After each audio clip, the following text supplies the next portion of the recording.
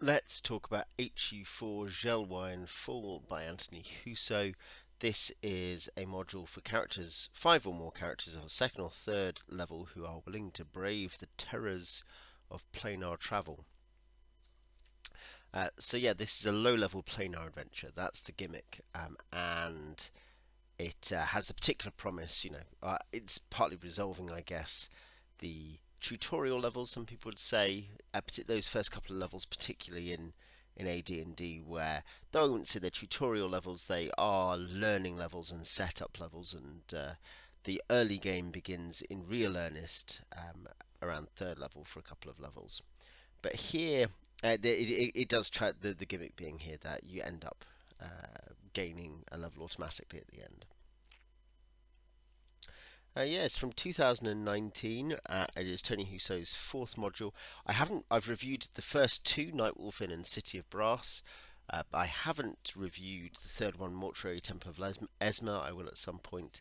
And he's got, three more out now with his recent Cast of the Silver Prince or Tower of the Silver Prince, whatever it's called, which I'll be getting soon. Great cover of the putative antagonist. It's not quite that, but yeah. The Endless Fall. Sages assume Shodra Dakod, the gringling lich who conceived and constructed Zjelwyin Fall, must rest inside, dreaming his sidereal dream. But Dakod's wards are such that knowledge of the Fall's location and trajectory are forgotten before they can be put to paper. So it hurtles unwatched, a spindle of otherworldly beauty, a ruby comet tracing the limits of the astral plane. It's not an absolutely enormous module. Prior to the map book, it's 37 pages, including the afterword. So it then does have, this seems geared as much as for anything for VTT's online play. It does have big versions of the various floor maps at the back. So the basic gimmick is for entry is that only low-level characters can go to Zjelwyin Fall because the wards keep out powerful puissant characters, but not the kind of minor servants of Shadrod Dakod. And so the characters need to go there. They go on the astral plane. We'll talk about that in a second. And it's a puzzle dungeon, largely. There are a couple of inevitable combat encounters, things that sort of have to be sorted out in some way or another, violently in some way or another. There's a qualification even to that. But essentially, it's all puzzles, and usually fighting is not necessary or encouraged in most of these places. Your low-level characters, you need to, work out a way to get through this puzzle and then get home. So, it is a broken hourglass. You can in fact see the shape of as it were, something of a profile here of Dakod, great Z, I guess. Art by Russ Nicholson. Tony's latest actually does have one of the covers is is it an Erolotus one or something? I feel like, or someone like that. He likes his classic art. You've got some special thanks here, which are worth picking up, just apart from players and so on. Alan Grow and Ben Lawrence. Grow Dog and Ben from Missourian's Garden and, as it says there, Wishery. There's a foreword here, and there's some potential leads here. Mighty heroes recruit you to go and get something for them, or you need to smuggle a device meant to stay the lich, or basically they do-gooders need the small, the low-ranking characters to help them in defeating Dakod. So the idea is that you come to the sleeping room and you are sent into the Astral. It's got some very Anthony prose in it, and then it talks about the setup for the Dungeon Master. So the first section is, and you can see there are a few pages, 3 pages here plus some pages at the back about astral plane encounters. And essentially, it's you make a number of D10 encounter checks and you may get an encounter.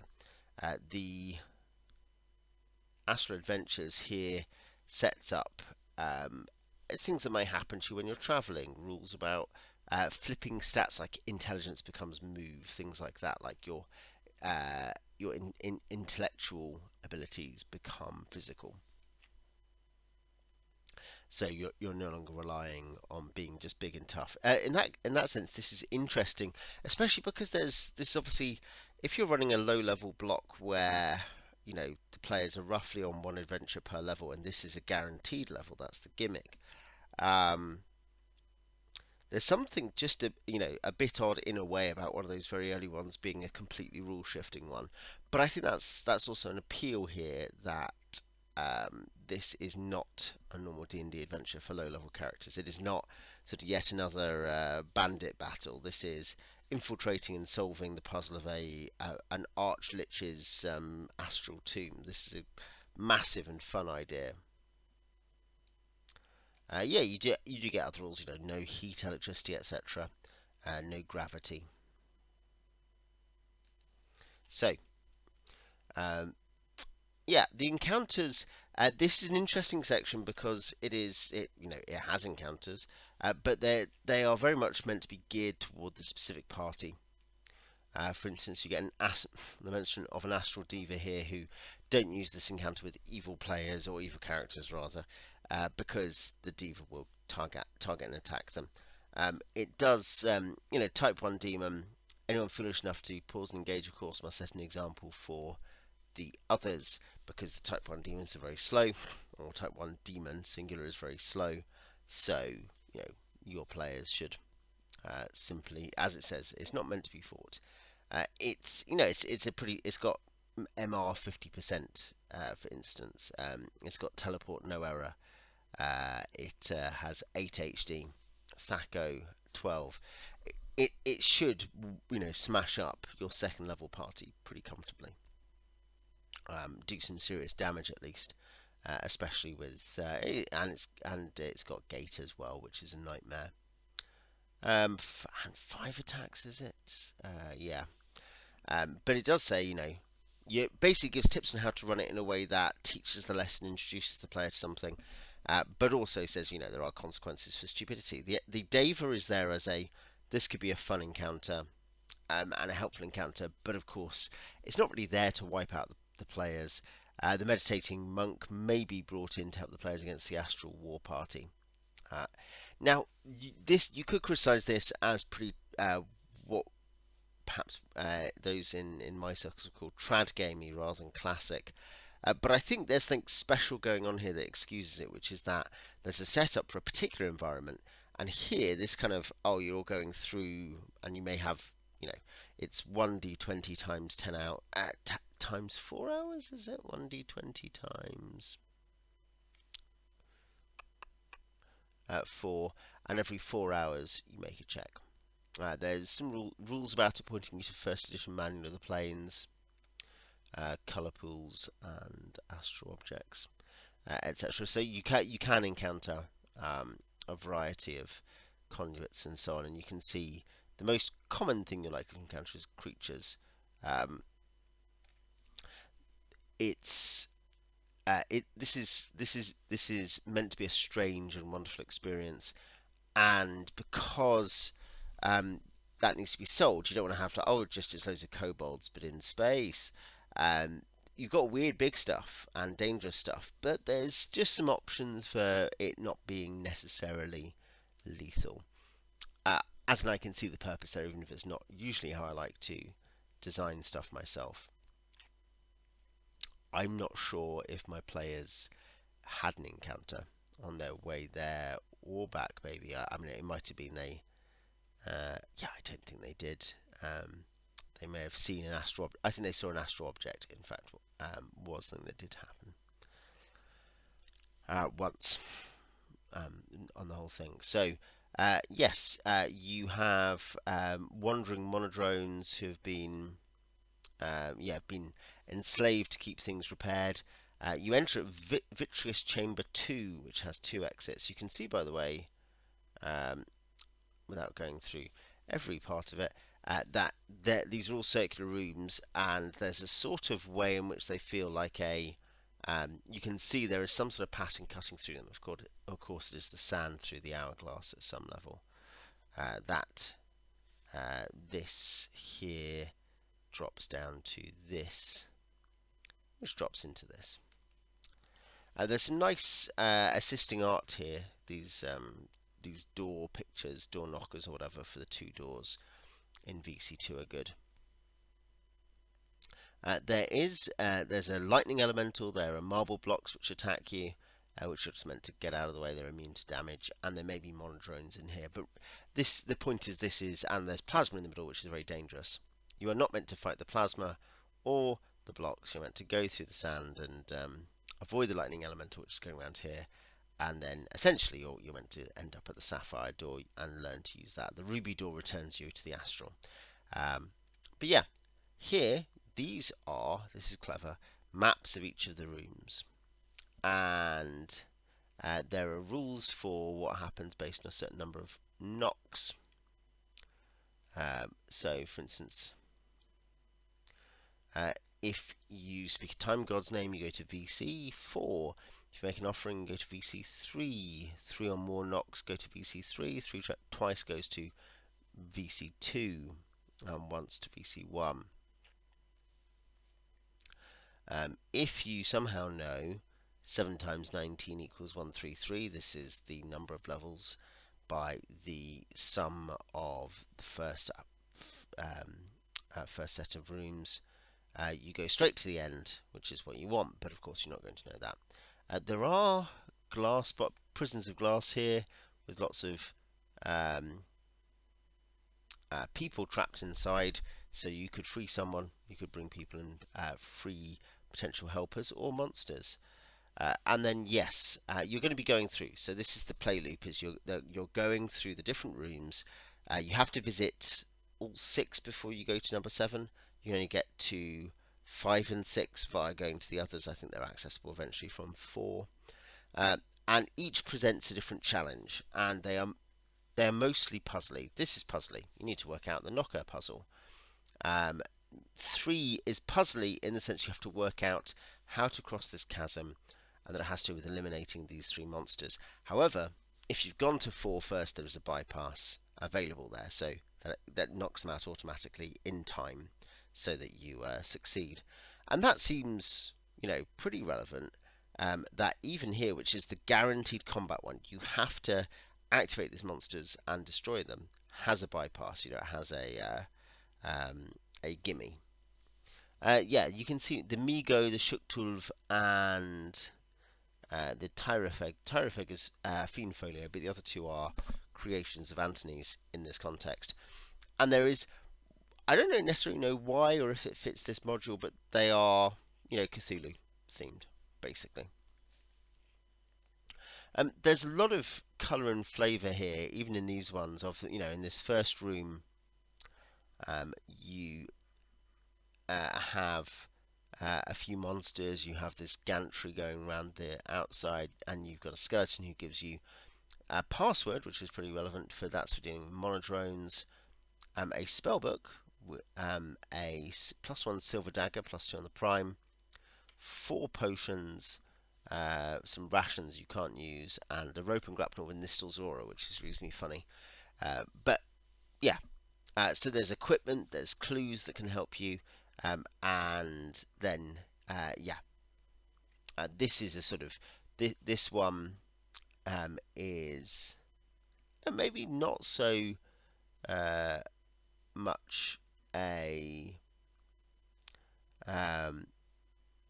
puzzle in the same way as some of the other ones, is that you have to come here at some point and you're going to end up going down the hole functionally.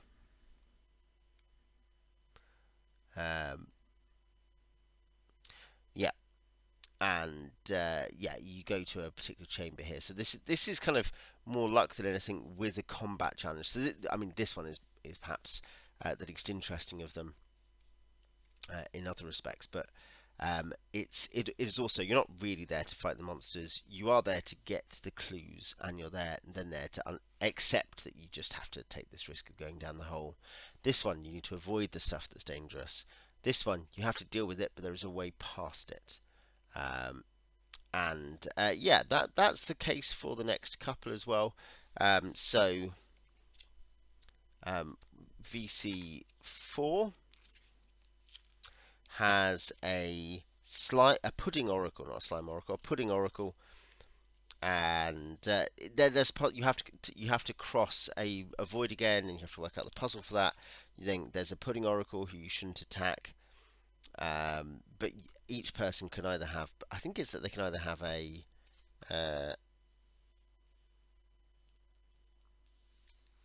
invite.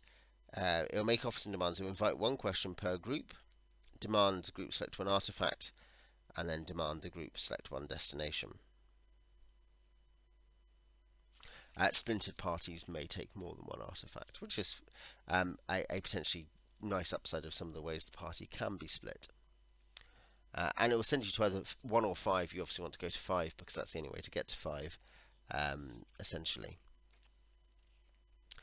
And yeah, the artifacts, it will answer a question accurately. You can get a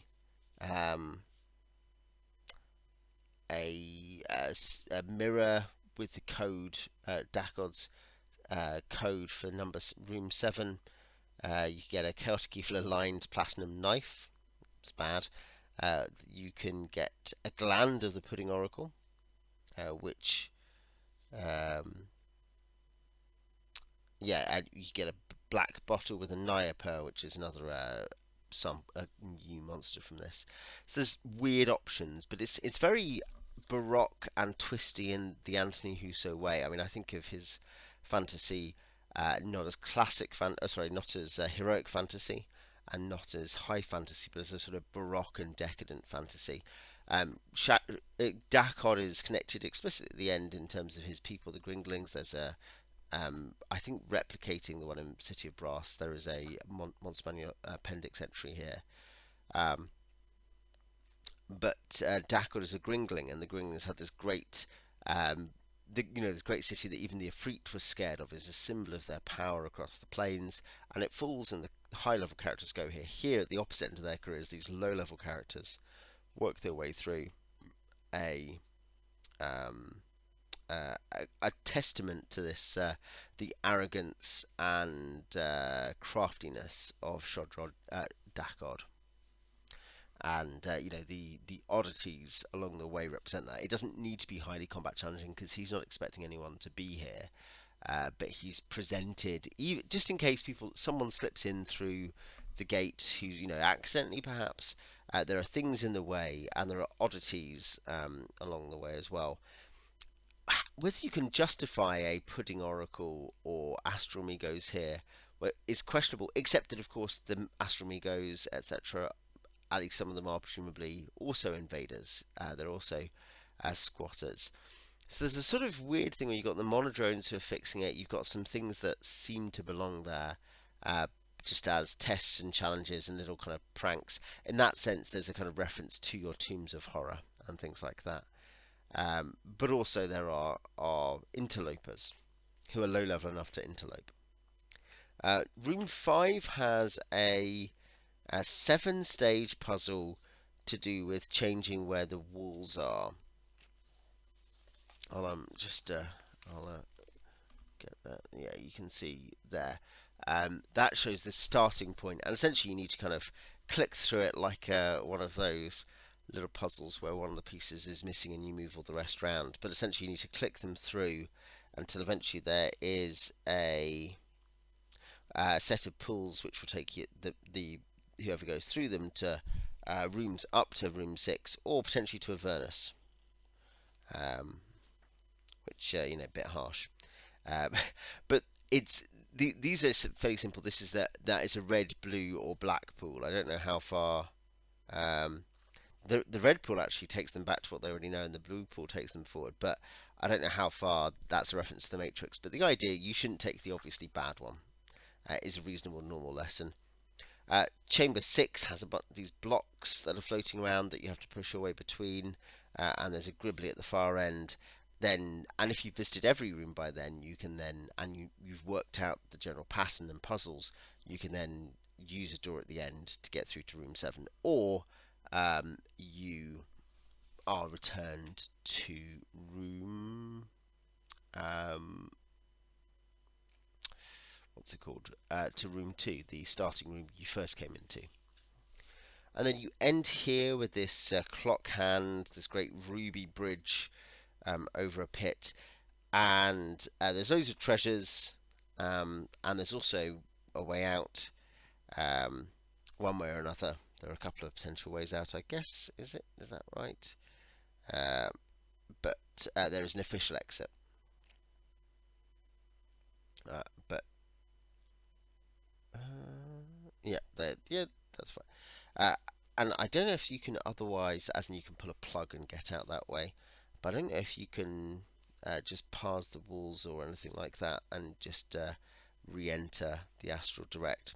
But either way, there are 26 treasures, literally most of which, or at least half of which, are new to this. Or I mean, some of them are just like gems, but yeah, you've got half of them are DMG artifacts, and the other half are, treasures unique to this, and magic items unique to this, like the Quantum Crown, or an Astral themed spellbook, or the Soul Resonance weapons, or a pipe of telekinesis, or a proxy body, and this is of course actually a DMG one, but it Qual's Feather Token with a specific power attached. Is Qual's Feather Token DMG? Someone can correct me.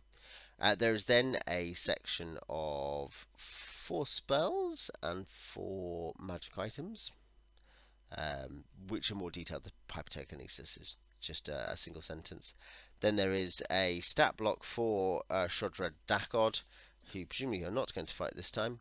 I should say, I forgot to say, a point here is that as you can see here, you're being timed. That these Shadow Guardians are coming in, and time is ticking on you. But if you attack the Shadow Guardians, time ticks faster. So they're annoying you, and they're sapping your intelligence. But you really don't want to fight them. You're wanting to loot here and get out, and to recognise there is a clue for getting out. You want to pull the plug and get out.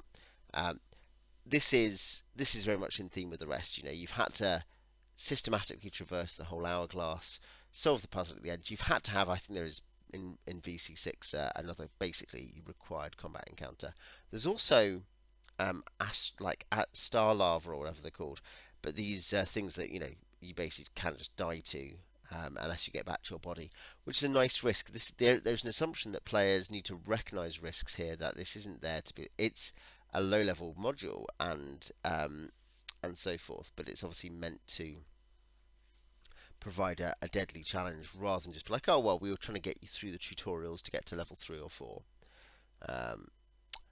But yeah, in this final one, after having done this careful traversing, a bit of combat, but mostly trying to bypass stuff and working out the puzzles, another one in VC5 or whatever, the only enemies really, apart from getting crushed by the rematerializing walls, are tiny blue birds. You can't really do anything about them. You just have to solve the problem quickly. But yeah, you get here and you're here to steal stuff, but you're not really here to you can't fight the Lich, obviously, and you shouldn't even really fight the Shadow Guardians. You should just get on with your job and get out. So yeah, you then have stuff on the Gringlings, and then you have new monsters. Is it 4 new monsters? Yeah, the Astral Migo, the Goliath, which is a white sun star and moves like a spider. Chaotic Evil, the Avabrathas and the Shuktulv,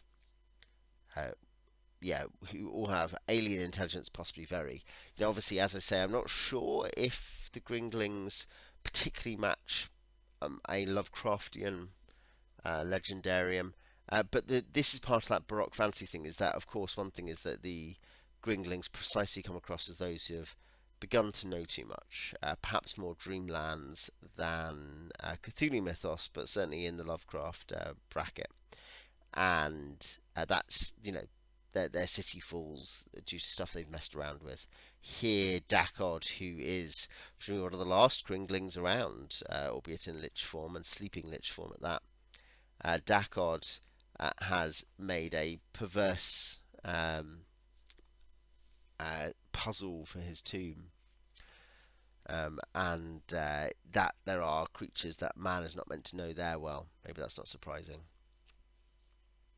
There's fairly detailed things on astral travel, 4 pages. That's very useful. And then there's an afterword describing how. So he said it was conceived as a low-level tomb of horrors. A lich has designed a trap for a specific kind of pest, newbie adventurers. Those who are strong can't go there, but those who are weak can go there. But then it's a tomb of horrors trap, as I kind of indicated earlier. There is a MacGuffin there the characters need.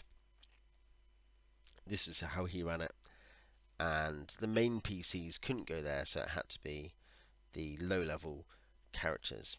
And they ran about 12 hours, which probably matches my experience. And then they lost one character who survived a system shock check, but otherwise got out with some stuff. Three or four things. My party, I think, had more. It was slightly larger maybe than his party. It's a very fun module. I think it is very high ranking for me in terms of low level adventures. At second and third level, you do start to get a wider range. It is tough. The first level adventure market, really, actually, though there are so many, there's more for it than anything else or whatever. At least at this point, so much more of the content is aimed in that direction. It's not quite so true in TSR D&D times, really.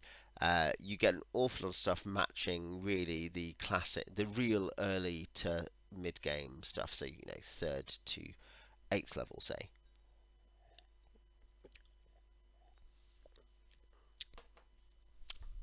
But yeah, not many of those super low level adventures are necessarily good. All of the stuff that's out now, and TSR have a select group of them we really think of. So obviously, Village of Homlet, which is really a second level adventure, Against the Cult of the Reptile God, The Shattered Circle by Bruce Cordell.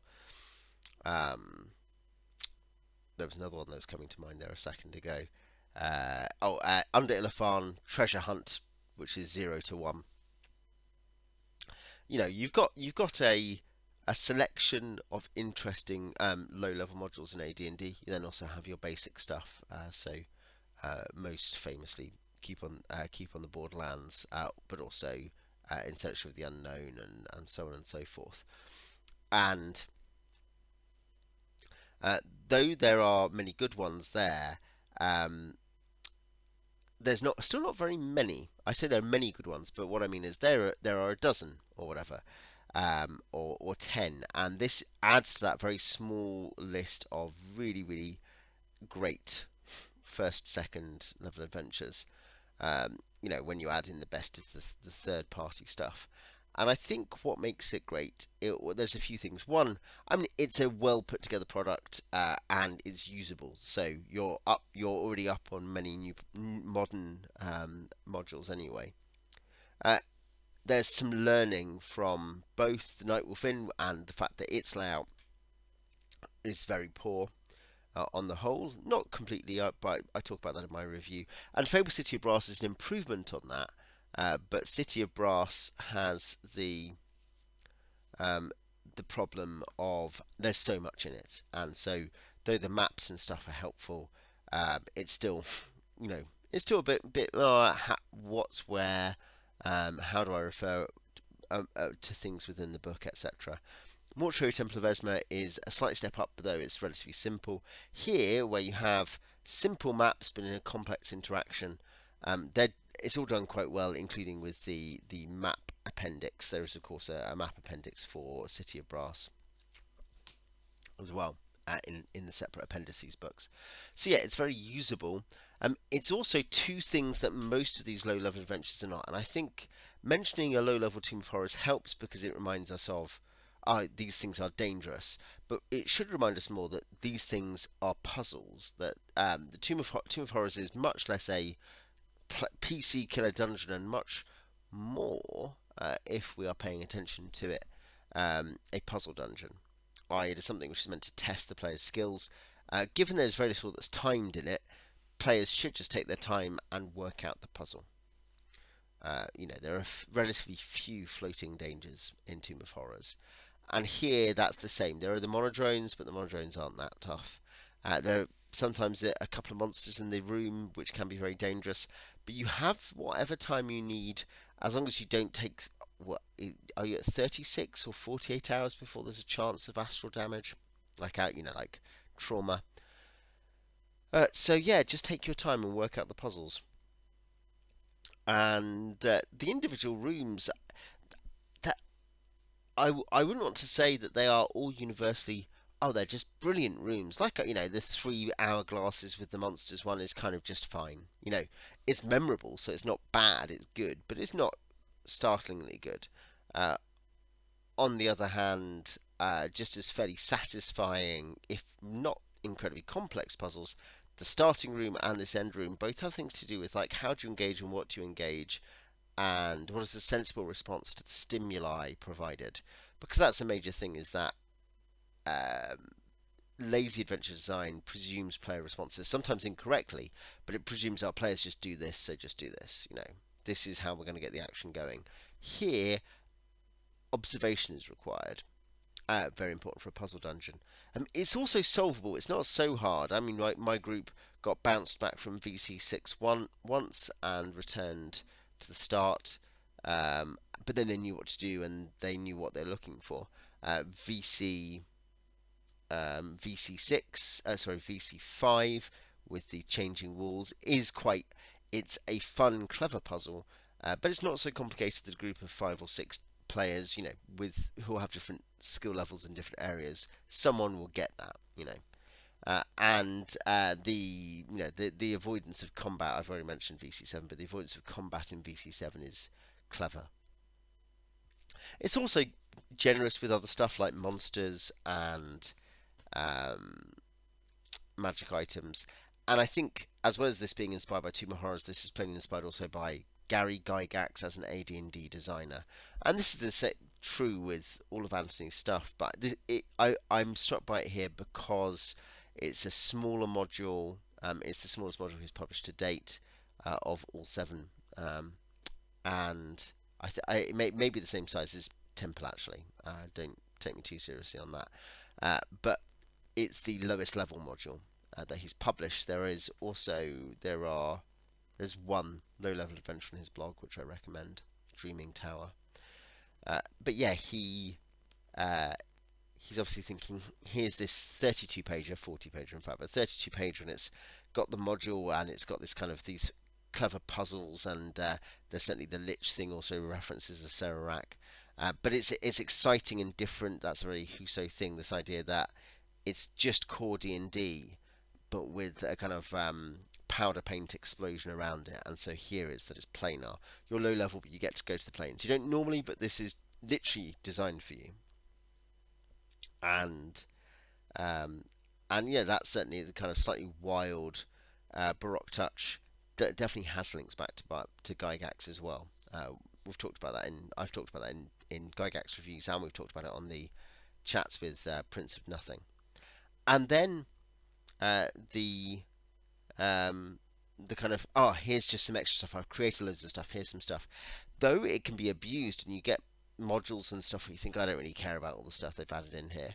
Anthony is a very good designer of magic items, particularly. Monsters, pretty decent. And there is a real sense that he's trying to add to the world, and that this is just like when he got Lost Caverns of Sojkanth or whatever, and he was reading about all the new monsters. So yeah, I thoroughly recommend it. I've run it and enjoyed it and thought it was very good, and my players have enjoyed it too. It is certainly different to most other second level adventures you're going to run. When you're thinking, my players are doing Tomb of Annihilation and they're just finishing off the Moat House, or um, not Tomb of Annihilation, sorry. That's thinking of Tomb of Horrors there, wasn't I? Temple of Elemental Evil. Or they are, um, let's say, they're going through the Saltmarsh trilogy, which is different in its own way because it's aquatic to some degree. But you're like, yeah, that's all Earthbound. Here, suddenly you're flying through astral space to steal from a lich, and that's a great setup for a low-level adventure. Um, it's something he used with an experienced group of players, and there's an argument, I think, that it is perhaps like Homlet, not a starting player module. It's not because it's incredibly hard, it but because the degree it is a low-level Tomb of Horrors, it is a test of skill, and newer players may find the kind of like expectations of think, watch, observe, make careful decisions. Don't you know? Basically, mistakes here can be very costly, including to the whole group. And a player who just has no idea of the dynamic may struggle with that. But it's not incredibly hard, so you could still run it for your party who's only run through a couple of small dungeons so far. But yes, especially if you're looking to have something fresh for players with lower level characters in stables, and you want a way of advancing them, this is essentially a massive training quest. This has the effect of being a training quest. And particularly, I think the idea is that does it bounce them to fourth? What's the exact? They advance to 4 HD levels instantaneously. So that's one thing, is it gets you well into the mid game, even just about maybe a fifth level is the mid game. It gets you into the late early game or something, if you'll forgive the solecism. But yeah, so that's kind of my thoughts on it. If you've read it or run it, I'd love to hear what you think about it, and I will hopefully be getting Town of the Silver Prince soon, and I don't know if I'll review it soon, how much I'll be able to run it first, but I'm excited for that. So if you're also interested in Tony's stuff, go and check that out, I guess. Um, I will probably, as I say, review Esma sometime soon as well. That said, see you next time.